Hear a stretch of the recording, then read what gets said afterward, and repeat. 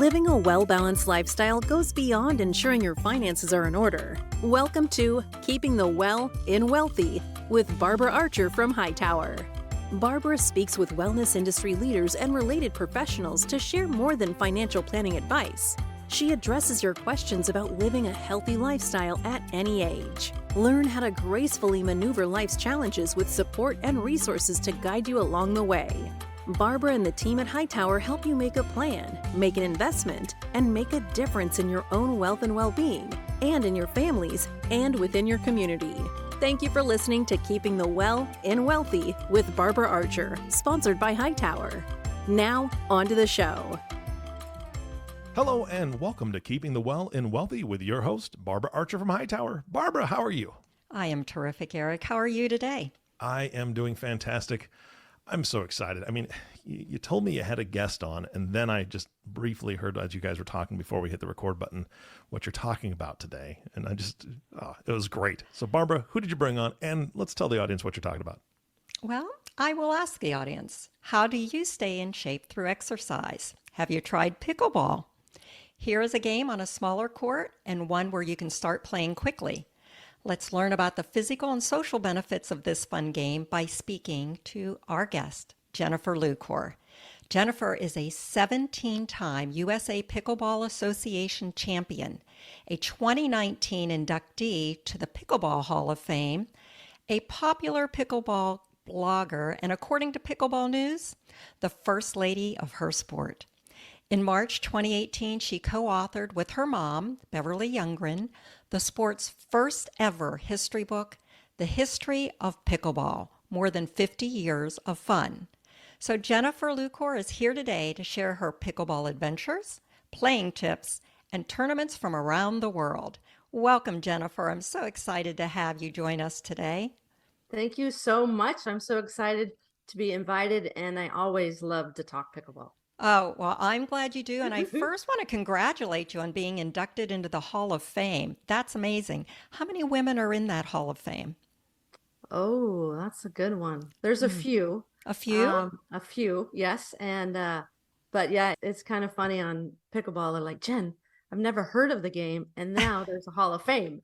I love it. And I said, really, there is such a thing. And yeah, it's been around for a couple years, and it's a wonderful accomplishment. And it's really a unique thing. And the sport, again, is growing so much. So I'm so glad we got to get together and talk about it. Well, I'm so glad too. So I did see you playing on the CBS morning show when Jane Pauley introduced pickleball as our fastest growing sport. Yes. And I'm going to put a link to that YouTube on there so everyone can see it, because it's a great little spread about pickleball in general.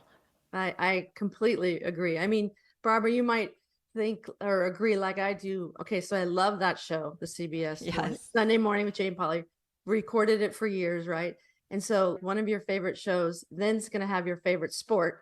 And then I happened to make the role that I was on it. So it was like a very good day. But I'm just so happy that such big media actually is covering pickleball, because it is everywhere in the world. But that was a great segment that will live forever, and made it on the show. Well, it's terrific, and I invite our audience to look at our podcast notes, and you'll be able to click on that and see Jen in action.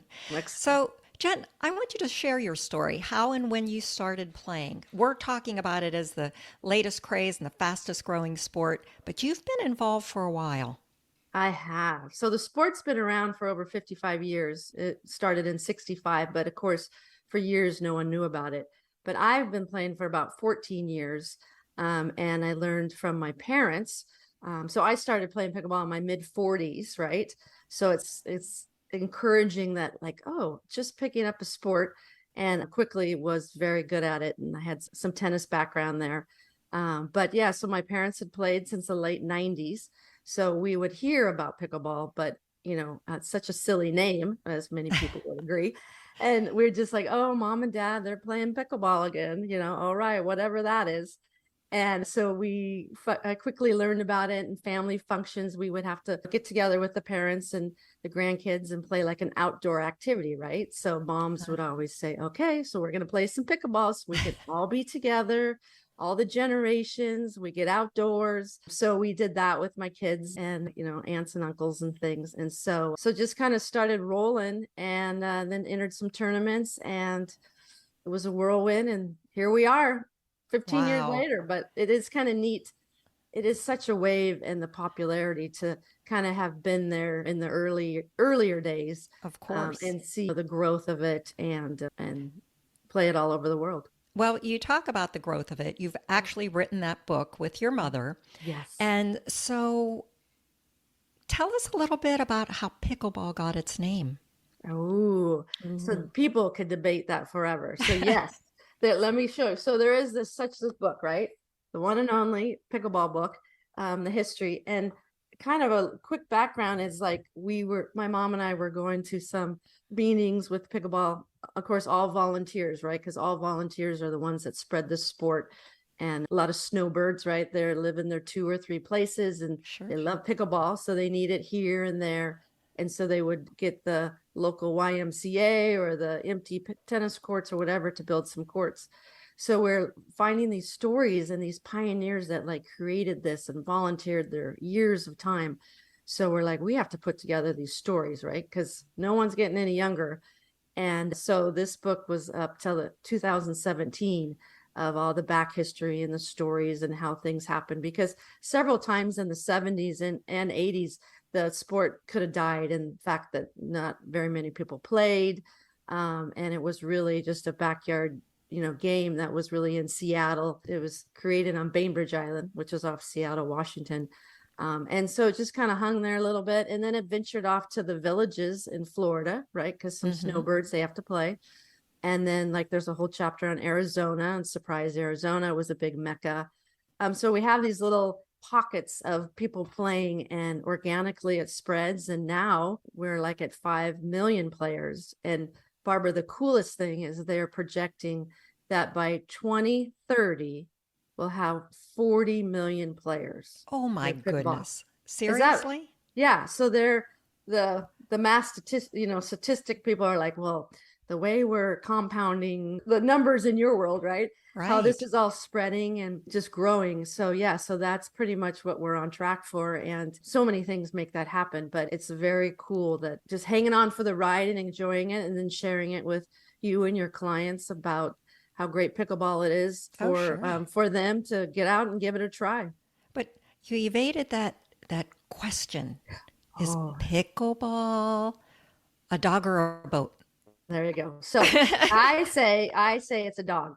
Okay. So of course, I wasn't there in 65. So there are 2 stories, right? And one is that there was a dog named Pickles, and it would always run around and chase the ball, right? And so finally, this family has this game that they kind of invented, and they keep playing it, and they're like, gosh, we should name it, right? Not thinking it's ever going to leave Bainbridge Island. So then we're like, Pickles chases the ball, pickleball. So that's I like that story. That's the one. Right.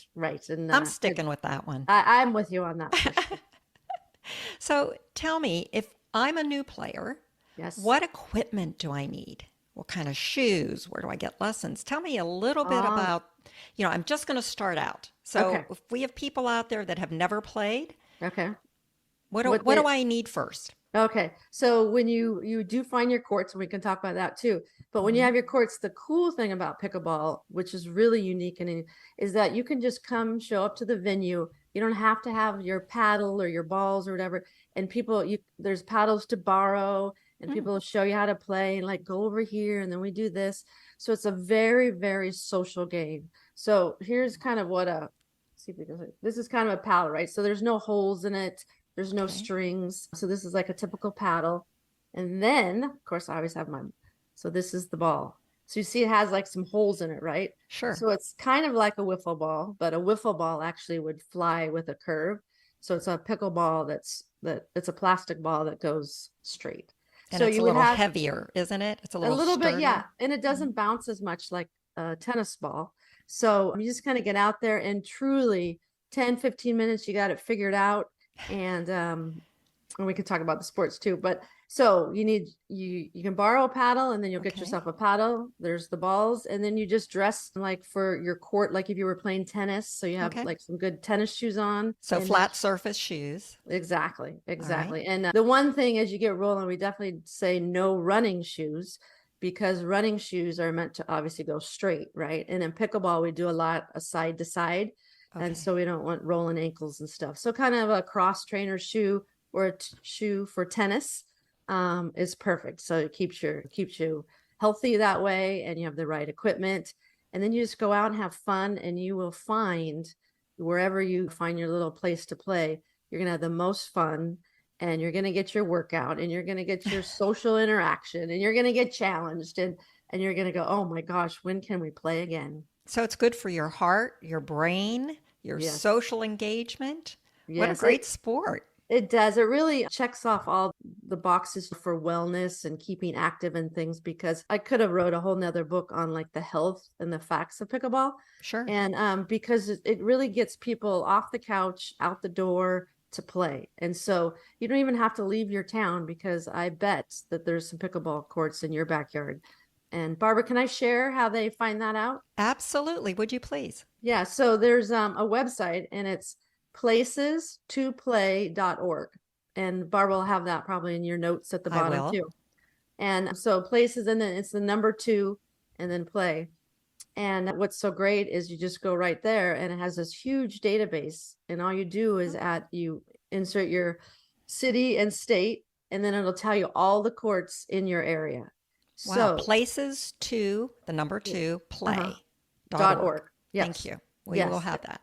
Yeah, and that is really created and run by our governing body, which is USA Pickleball. And we have over 1,900 ambassadors, right, that give their time freely across the United States, that keep the sport alive and keep it going, and say, oh, there's a new public court here, and input that. So it's really up to fun. date. Yeah. So when you're traveling or in business trips and things, right, you're like, gosh, I need some exercise. I'm in Chicago. Where do I play? You just log on there, and it gives the hours, the number of courts, if there's a fee. And usually if it's a fee, the beautiful thing about pickleball is it's like $2 or $3, which is, to drop in. So it's nothing like, so it's the entry into pickleball is fabulous, and it's really for all people. And as far as rackets, do they come in different sizes, grips, weights? Yes, they do. And the fun thing is we call them paddles, because Yes. rackets would be like tennis or, other ones. Okay, paddles. But they're generally this size, right? I added a little grip on, but this size, this sort of shape.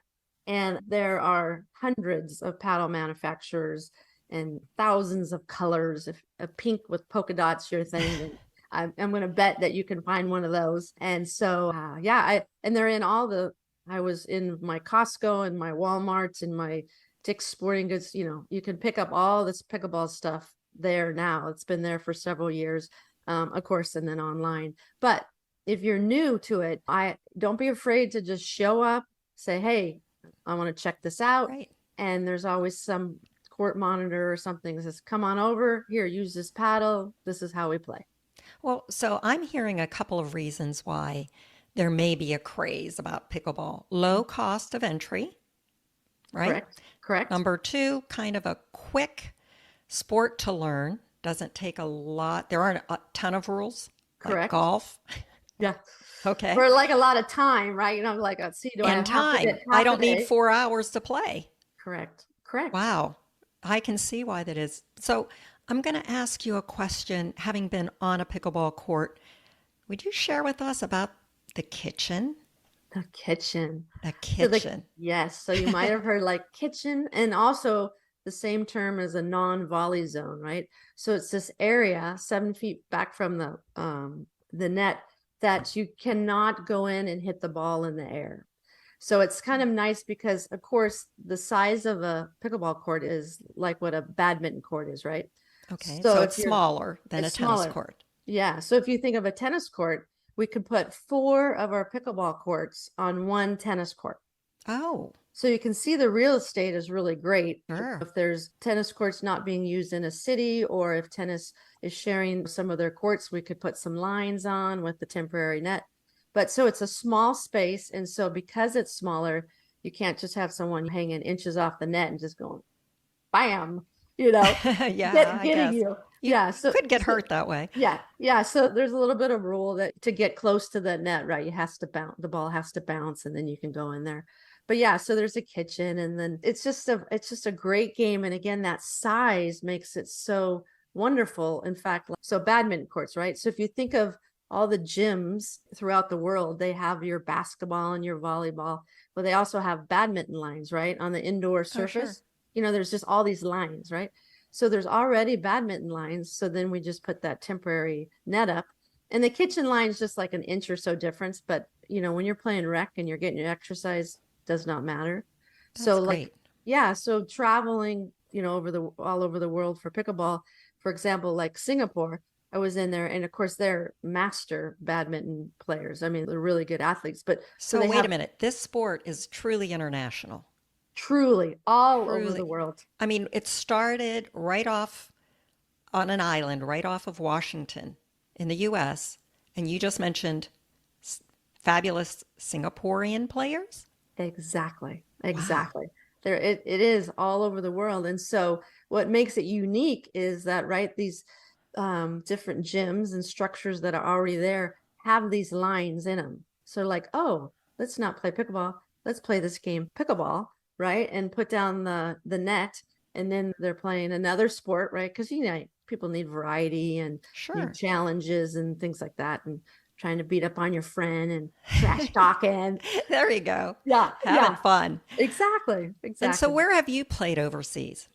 Oh, all over. So because of pickleball, it's allowed me to travel the world, because I'll go and like teach and talk about the sport and ambassadors. But so, Barbara, there are so many places to play, throughout the world. And I've been fortunate enough with pickleball to play, of course, in Canada a ton of times in nationals. But let's see, a little Costa Rica, Spain, Barcelona, Madrid, Japan, Thailand, the What Netherlands. do you have coming up? What's coming up for you? Oh, going back to Spain. Oh. So there's like tours, right? And so people, they're like, oh, I want to get my travel fix in my culture, but I also want to get my pickleball in. So, oh, what fun. Right? So several times I get to go on the tour, and like I'm the guest, but then I'm also the pickleball coach. So we get our 3 hours in the morning, we go back to our hotel, and then we go, on the tour bus, and we explore the cultural sites, and we eat some tapas, and it's a tough life, Barbara. Oh, it is tough. But that's similar to people that do biking tours or art tours or other types. So now I never knew that pickleball a tour was arranged pickleball internationally. I'm going to have to add that to my list. That sounds fun. Exactly. So right. So how do you find courts overseas? So the places to play have a lot of has a lot of the countries that have pickleball going. So again, like we talked about, placestoplay.org, but then also through social media like Facebook, if you just put in like Amsterdam pickleball, there's groups, the pickleball groups that are open to the public that says, what's going on, when they play. So, So reach out on social media sites too. Is that you can connect with other players besides finding the locations? Exactly. There's lots of those Facebook groups of the different clubs. And then right on their homepage, it says, what's happening, their hours, things like that. And then lastly, Google, I'm going to wherever and want to play pickleball. And I bet you will be pleasantly surprised that there's pickleball where you are. That's fun. That is so fun. Mm-hmm. So are there areas in the U.S. where pickleball is more popular than others? Well, it just keeps spreading. I kind of think from the Florida to the California to the Washington, but there's these pickleball places that are popping up all over, really last 5 years. So every state has pickleball, and the cities are getting it more quickly. Well, different cities, right? They're like, oh yes, our citizens need to get out. They need exercise. So we need to put in some pickleball courts. So it's a process. But then like where I helped do some work in Naples, Florida, which is the pickleball capital of the world because right? Because get this, they have 66 permanent courts. 66? 66 in one location.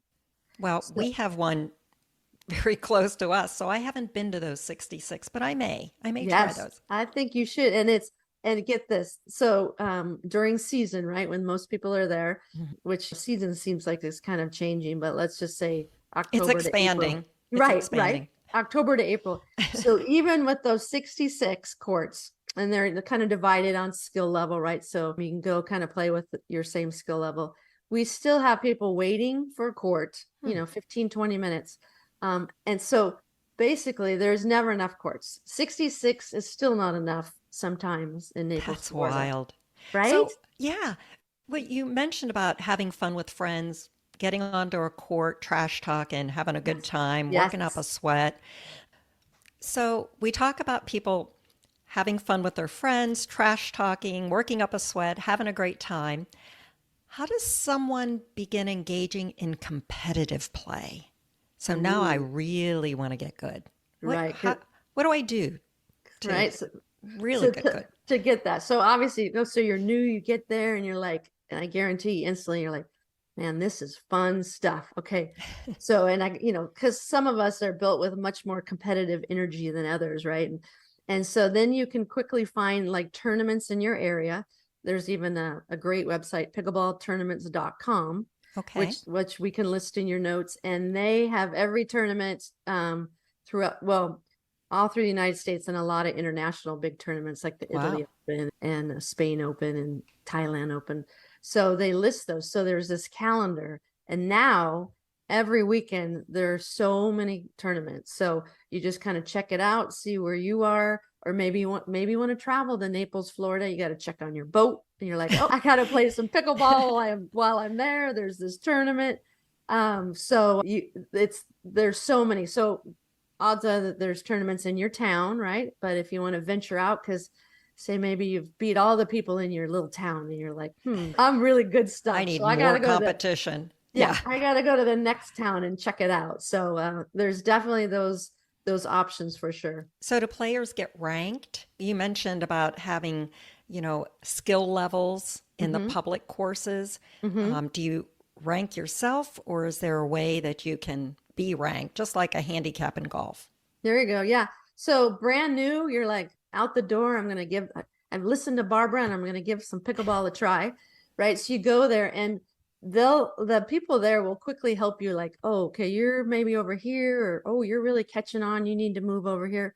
So after playing a few times, at a public venue Sure. that with people, you kind of can figure out like where you are. So basically like beginners would be like a 2-5, 3-0, 3-5, the intermediate, 4-0, and then we go pros like 5-0, 5-5, or just pro. Or if you're a senior, get this, if you're a senior, you're over 50, and then you could do senior pro.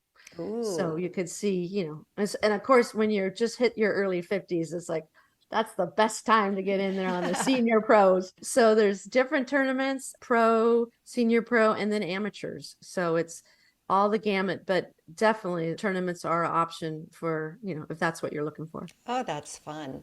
So, a question as you rise up and become a really good amateur or you want to go pro, do you have to keep upgrading your new paddles like we do golf clubs? I would say no. I mean, they again, so this is paddles pretty durable. So it really depends on how much you're playing, how hard you're hitting the ball. But I do laugh when I find people when I'm teaching camps and I travel the world and teach and things. They're like, Jen, is my paddle dead? And I'm like, I'm like, well, how long have you had it? 7 years. They're like, oh, I'm thinking it might be dead.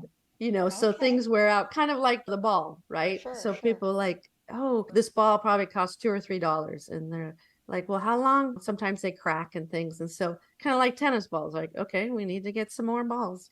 But Okay. again, it does last very long. And it just depends on how much time, you're using with it. Well, great. Well, you and I talked about pickleball as a sport, but Yes. there happens to be a perception that it's lower risk even as a sport. Have you Mhm.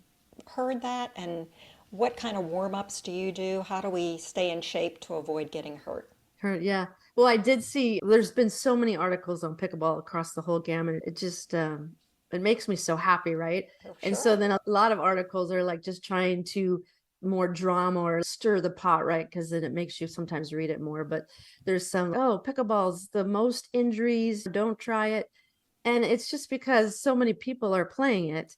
And sometimes it seems so fun and so easy. You think, oh, you forget that this is a sport, right? So in a sport, we do need warm up. We need to get our knees happy, a little bit of stretching, a little bit of jogging, just Good. like you would do any sport. Sure. So I think that's when the injury, when people talk about it, I'm like, why? Because you get right to the gate or the door and they're like, Barbara, hurry up. We need a fourth, come in. And then you Right. run out there, right? Because you're like, oh, so excited. I get to play with my friends. And then, then you're like, you pull something, you're like, shoot, that was not very smart. So Well, you have to, definitely think it through. It is a sport. Everyone has our different issues. As we get older, things get a little sore. You got to kind of warm them up a little bit. well, Yeah, and sometimes we come in with already injuries, right? exactly. With Like, stuff. yeah, with Yeah. stuff, Yeah. so there's no age limit on this game. It's just our No. ability to get out there. One of the other things that I found, even talking to friends and us, that if we can properly count, we can keep score. But would you Yes. share with our audience the difference in, because this is not like a love game like tennis, or not, it's not like my daughter and I play golf and we say who has the most balls left at the end and that's who wins. So talk a little bit about scoring. Scoring's great. It's basically it's the first one to 11, right? So you're playing 11 and you can only score points when you're serving, right? So which makes it really neat. So if the other person's, serving, you're going to try to get the serve back, right? So you can get points. But what's interesting on that scoring is in games. So a game can last like 15 minutes, or it can last like an hour and a half. So it's kind of interesting on the length of it too, and on the score. And when you have, when you talked about tournaments, when you're in tournaments, there is a ref, and then they keep score, so you don't have to Okay. worry about that at all. So it's more open play. And I always say usually people are playing doubles or mixed doubles, and so sometimes they're like, God, this course seems a little strange, like how to do it. And there's always the three other people on the court that will quickly help you along with the score. Okay, So good. yeah. So it's They'll keep you definitely honest, right? exactly. They're like, no, it's this, and I'm like, oh, okay, perfect. So it's just, but yeah, they play to 11, win by 2, and just so darn fun. So, Jen, Yes. whenever you mentioned just be comfortable when we play, is there like a uniform de rigueur for a tournament? Certain thing you have to wear? It's a great question, and the answer is no. So it makes it super easy, right? You just wear whatever your comfortable athletic wear is, and you have your good tennis shoes on, and you show up and game's on. Wonderful. You right? Yeah, So I mean, I'm ready to go play now. right, it Let's do takes it. away the excuses, right? Like, oh, I don't have my outfit, or I don't have my paddle, or it's like there are no excuses. Like everyone should try it at least once, pickleball, and see what they think. Well, and I guess you're a good one to be the ambassador of pickleball. I Hmm. just read recently you're the director of training and development at the Naples Pickleball Center. Is that true? That is true. Although I think might get a different title, but it's still some director of something. I think it should be director of fun. I Um, like that. Director right? of fun. You should Right? be. Yeah. Hmm. It's so the sport's so great. And then, people are always asking, how do I do this? What do I do this? And so I do have like a pickleball blog that people like are starting or advanced can check out, which is allpickleball.com. And I think we'll put that on your notes too. It will But be on the notes as well. yeah, and so it's a great resource, right? And then in it's like, oh, where will Jen be? It's kind of like, where's Where's Waldo? Waldo? Yeah, Right? where's Jen? Yeah, and so it's like, oh, okay. So it shows my schedule. Oh, she's in Naples. So like, if you or your clients or friends are in Naples, are like, oh, Jen's in Naples this week. Let's go get a clinic. Let's join the camp. There's going to be some women's retreats. We're going to have a 3-day, come play pickleball, any skill level, play pickleball. And then we're going to do a little sunset boat cruise, and we're going to have lunch at the botanical garden. Wow. All good stuff. Right. That's so fun. Meet new friends. Exactly. I mean, and really, that's really half of it for me and like lots of people, right? Because it's this another group of active, healthy people, right? That want to get out and be indoor, outdoor playing, right? Because we can play pickleball in both locations. But to get that, you meet new friends, and then you pretty much play, and then you go grab lunch after, or go grab a drink, and then you're, talk about the game, and then you're like, okay, let's do it tomorrow. Oh, that's great fun. Well, Jen, I have to ask you. Yes. Listening to how much fun you have and how much you love pickleball, besides pickleball, how do you keep your well in wealthy? Oh, well, that's a great question. I always keep my chin up, have my smile on, and look for the fun in every day. Oh, that's great. Well, we are grateful to you, Jennifer, for sharing your knowledge and excitement and how we can engage in the pickleball craze. If you visit allpickleball.com, you can learn more about Jen and order her book, History of Pickleball, More Than 50 Years of Fun. It's on Amazon, too. So look for our podcast notes for more information. So, Eric, you still with me here? Oh, yeah. Okay, so have you ever played pickleball? Oh my gosh, this was so much fun. Jen, I cannot tell you. I learned something today. First of all, I grew up in Puyallup, Washington, which is about, 25 miles south of Seattle, somewhere in there. 7th grade junior high, Coach Duffy, shout out to Coach Duffy. We had 2 parts in junior high gym class that were completely new to me. Speed walking, not a fan of. And then the other one was pickleball. So Coach Duffy taught us pickleball. I'd never heard of it. And I was absolutely shocked that it started in Bainbridge Island. Because I thought it actually started on the East Coast, because I had not heard of pickleball for years and years and years until about 5 years ago. A client of mine was talking about that he's in a pickleball tournament this weekend. And this is like 4 or 5 years ago. And he's from the East Coast. I was like, wow, it's a resurgence of pickleball. I hadn't heard the word in so long. And so that was so much fun. And I do agree with all that you were just talking about.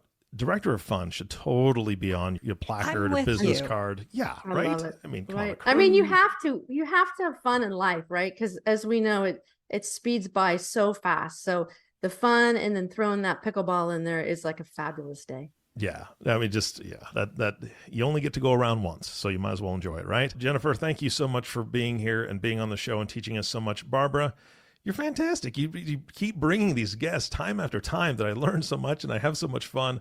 And I know the audience does as well. So thank you so much for facilitating this and letting us be a small part of it.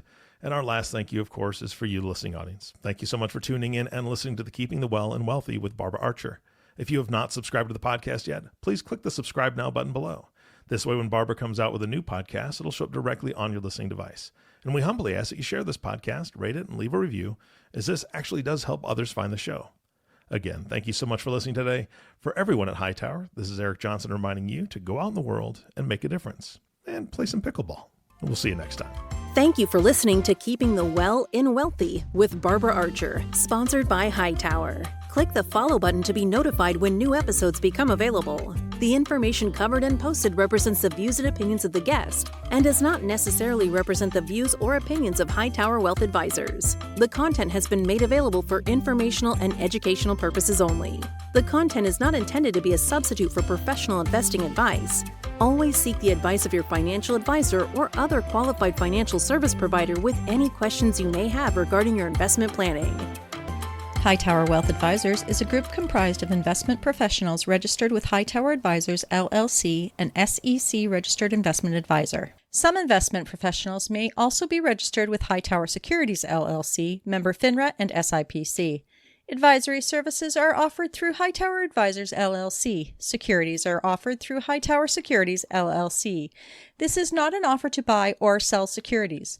No investment process is free of risk, and there is no guarantee that the investment process or the investment opportunities referenced herein will be profitable. Past performance is neither indicative nor a guarantee of future results. The investment opportunities referenced herein may not be suitable for all investors. All data or other information referenced herein is from sources believed to be reliable. Any opinions, news, research, analysis, prices, or other data or information contained in this presentation is provided as general market commentary and does not constitute investment advice. Hightower Wealth Advisors and Hightower Advisors LLC or any of its affiliates make no representations or warranties expressed or implied as to the accuracy or completeness of the information or for statements or errors or omissions or results obtained from the use of this information. Hightower Wealth Advisors and Hightower Advisors LLC assume no liability for any action made or taken in reliance on or relating in any way to this information. The information is provided as of the date referenced in the document. Such data and other information are subject to change without notice. This document was created for informational purposes only. The opinions expressed herein are solely those of the authors and do not represent those of Hightower Advisors LLC or any of its affiliates. Hightower Advisors LLC or any of its affiliates do not provide tax or legal advice. This material is not intended or written to provide and should not be relied upon or used as a substitute for tax or legal advice. Information contained herein does not consider an individual's or entity's specific circumstances or applicable governing law, which may vary from jurisdiction to jurisdiction and be subject to change. Clients are urged to consult their tax or legal advisor for related questions.